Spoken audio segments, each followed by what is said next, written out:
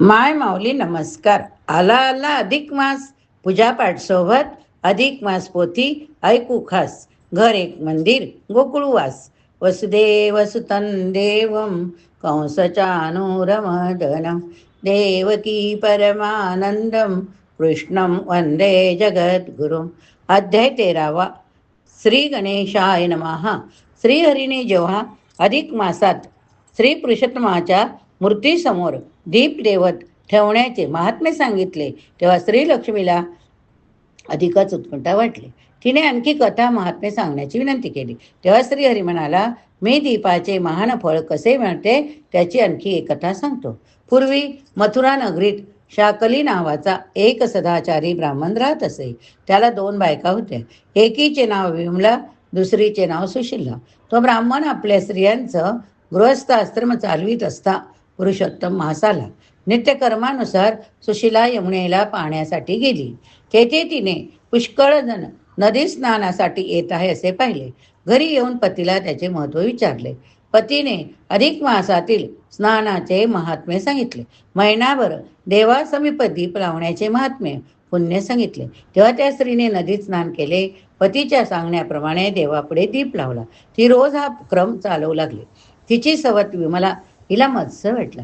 तिने दिव्यातील तेल काढून टाकले. दीप मालवला. सुशिलेला वाईट वाटले. तिने पुन्हा तेल घालून दीप प्रज्वलित केला. रोज ती विमला दीप मालवून टाकी. सुशिला पुन्हा दीप लावे.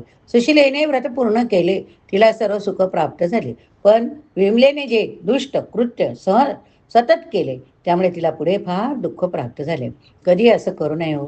जो करते त्याला करू द्यावे. आपल्याला नाही जमत तर नका करू. तिचे 3ही पुत्र मरण पावले. तिला अंधत्व आले. तिला अन्न पाणी मिळेना. काही काळाने ती मरण पावली. तिला कमालीच्या नरक यातना भोगाव्या लागल्या. तिला नंतर अनेक घाणेरड्या क्षुद्र प्राण्यांचे जन्म प्राप्त झाले. नंतर मद्र देशात तिला अनेक रोग झाले. सुशिला मात्र मोठी भाग्यवती. तिला आपल्या पतीसह वैकुंठ लोक प्राप्त झाला. अधिक मासात नित्य स्नान, पूजन, दीप प्रज्वलन, विप्रपूजन केले, महापुण्य मिळाले असे श्री विष्णू लक्ष्मीला सांगत आहे. तेव्हा तिने जिज्ञासाने आणखी प्रश्न विचारले. अध्याय 13. पोथी आपण आता श्रवण करूया. जय श्रीकृष्ण. बोला. श्री गणेशाय नमः. पूर्वाध्यायीचे अंतिकथन. अधिक मासीच्या दीपासमान आणि कनसेची जगी पावन ऐसे हरीने कथेले. ती पद्मभुज भूजनकाची वाणी ऐकुण्या ती चंद्रभगिनी. परमात अरे सोडून पाणी पुनरपी हरिते विनवीत. अहो प्रभो देवादिदेवा कैवल्यनाथा श्री माधवा स्वभक्त जनांच्या मनोभावा तुम्ही पुरवा सर्व काळ. म्हणून विभो मी तुम्हा प्रती प्रतित आहे पै मागुती. मजलागे दीपकथा निगुती अतिरसाळ कथिलीत. परी एकदा केले सुधापान तितुक्याने नाही समाधान. म्हणून पुन्हा पुन्हा गिरवाण तयासी जाण करीतात. तैसे या मधुर कथेने पाही मम हृदय झाली नाही. म्हणून ती याच्या श्रवणाविषयी अधिक इच्छा झाली असे. तरी हे देव हुनी दयाळ पुरवा माझ्या मनीची आळ. अधिक माशीच्या दीपाचे फळ सांगा सकळ पुनरपी. आणि कोणी लाविला दीपक तो विघ्न सीता काय पातक. ते येतात सगळी क सांगोणी सातक करावे. ऐसी पद्मेचे कुणी वाणी आनंदे बोले कैवल्य दाणी. क्षीराब्दी जे तू मत प्रिय कामिनी धन्य सगुणी आहेस. तरी पुनच्या दीपाचे फळ अन्य सांगतो एके निर्मळ. दीप विध्वंसे पूर्वार्जित सकळ पुण्य तत्काळ लोपते. पूर्वी मथुरा पुरा माजारी शाकली विप्त सदाचारी वसतसे तयाच्या नारी. रूप सुंदरी 2 होत्या. एकीचे रूप से विमला दुसरीचे ते जाण सुशिला. दोघी पतिव्रता पती सेवेला तत्पर सती अरनिसी. जैसा तो शाकली ब्राह्मण सद्धर्मशी वर्ते अनुदीन तैसाच त्याही रात्रंदीन. शुभाचारे वर्तिते तेने तयाचा गृहस्थाश्रम. नित्य चालला असे उत्तम तो पुरुषोत्तमाचा प्रिय परम. अधिक पास परतीला तै पुनित्य कर्मानुरोधे प्रभाती. शाकली वाऱ्या सुशील सती उदका लागी म्हणे प्रती. एकलीच पै गेली असे तो तेथे नगरवासी लोक. स्नानार्थ येत आहेत निक हे पाहताची ती घेऊन उदक स्वगृहा प्रतपातली. आणि वंदुनिया पतीचे चरण विनये बोले मधुर वचन. स्वामी इच्छिते कराया प्रश्न परी कोपन उठकी जय दयाळी. आज बहुतेक पुरवासी स्नानार्थ जातात म्हणेशी, तरी पुण्यकाळ या दिवशी काय आहे सांगिजे. ही सुशिलेची ऐकुणी वाणी, शाकली म्हणे ग कल्याण रूपिणी. आज लोक येवणे लागणे यथार्थ जाती ऐक ते. सूर्य संक्रांती नाही ज्यात, विष्णूशी प्रिय अत्यंत. ऐसा जो अधिक मास विख्यात, जो आजी प्राप्त झाला. या माझी जे पुण्यकर्म काही, करावे ते होते अक्षयी. दीप प्रबोध करते पाही, वैकुंठाठाई नांदती. या पुण्यकारक रिक्वासी, जो दीप दे पुरुषोत्तमासी.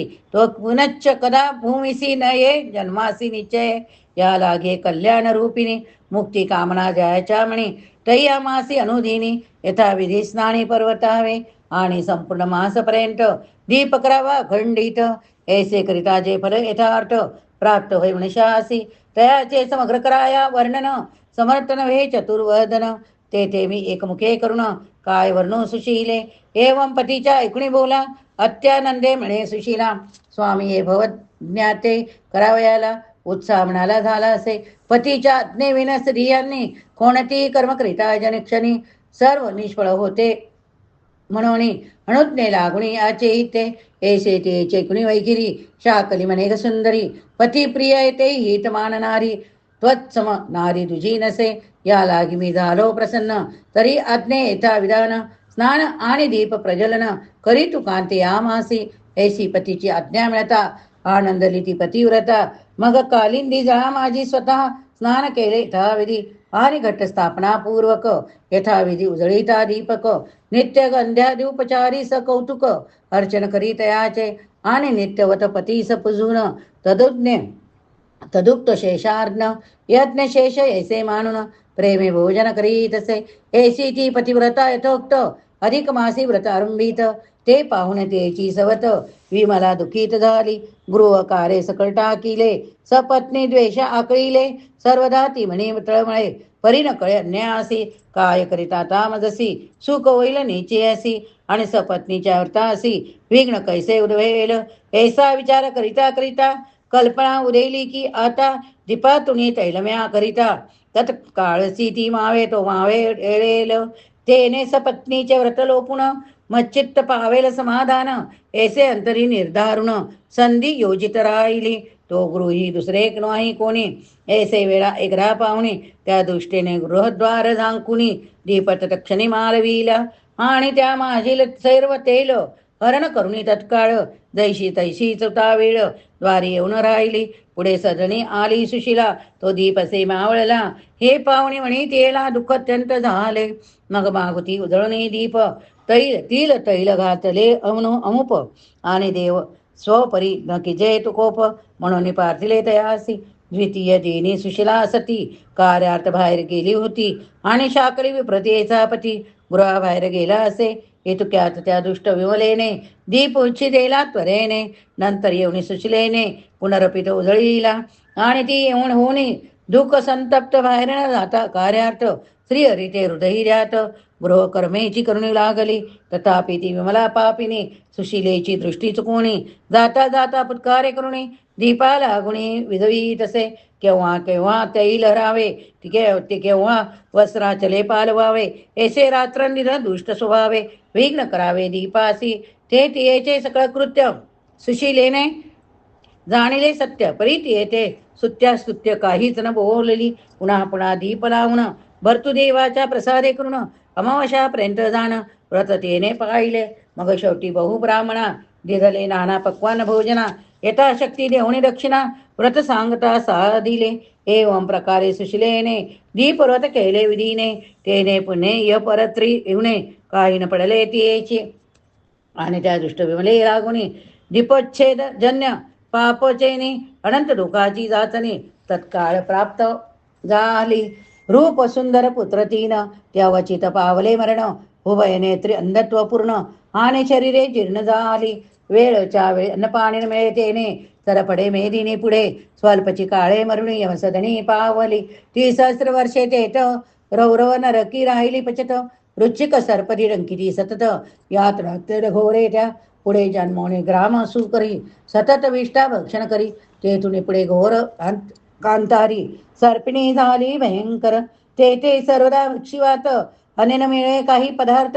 पुढे देहांती अन्य होनात वंचक कोली जन्मली पुढे उणी वटवागुळी स्वविष्टा भक्षी सरकाळी तेथून पुढे जन्मनी पाली भक्ष उडकी सर्वरा पुढे पल्ली देह पाहून नष्ट मद्र देशी बिल्लीन जन्मली दुष्ट ती चांगी गलित कुष्ट मंडळाकार झाले ऐसे ती विमला पापिनी दीप विध्वस पापचनी य परत्री दिवस रचनी पापे भोगिती झाली आणि सुशिला ती जन्मभर सुख भोगणी अपार संतती स्थापने भूमीवर पती वैकुंठी पावली जेतुनी नाही पुनरावृत्ती ती दिस मिळाली सायुज्य मुक्ती ऐसा अधिक माशीच्या दीपाचा अतिमहिमा असे साचार आणि नारी किंवा नर जे कोण अधिक मासा माझी अनुदीन स्नान दीप किंवा विप्रसेवन यथा विधान करीतात तया नाही पुनरावृत्ती गर्भवेदना तत्काळ मिटती आणि कथा ऐकती पडती तेही पावती त्याच फळ ऐसे हरीचे ऐकुणी भाषित पुनरपी लक्ष्मी प्रश्नी त्या प्रत